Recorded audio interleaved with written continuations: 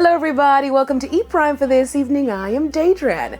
Now, Buju Banton receives Grammy certification from Kabaka Pyramid. Grammy-winning artist Kabaka Pyramid visited the reggae legend Buju Banton, handing him his Grammy certification for his feature on his album The Calling, which received a Grammy for Best Reggae Album at the 2023 awards. Last Friday, the Recording Academy announced the list of artists nominated for the 66th Annual Grammy Reggae Album of the Year. The nominees include Born for Greatness Buju Banton, Simmer by Beanie Man, Cali Roots Rhythm 2023 Collie Buds, No Destroyer Burning Spear, and Colors of Royal by Julian Marley. The 66th Grammy Awards is set for February 4 next year at the Crypto.com Arena in Los Angeles. American singer and actor Tiana Taylor reads a letter to God during her acceptance speech at the Femit Forward Gala. Music and entertainment company Femit Forward dedicated an evening awarding trailblazing women across various industries with flowers for being visionaries,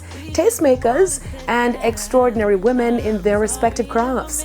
This year's staging of the gala celebrated artists including SZA, Brandy and Tiana Taylor, plus Jordan and Jody Woods, rapper Flo Milli, and others for their impactful work within their respective fields. Tiana Taylor, in accepting her flower, read a note to God and was almost brought to tears.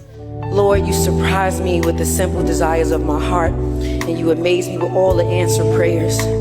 Thank you for being our faithful. Thank you, God. Thank you for being our faithful God, who is always true to your word.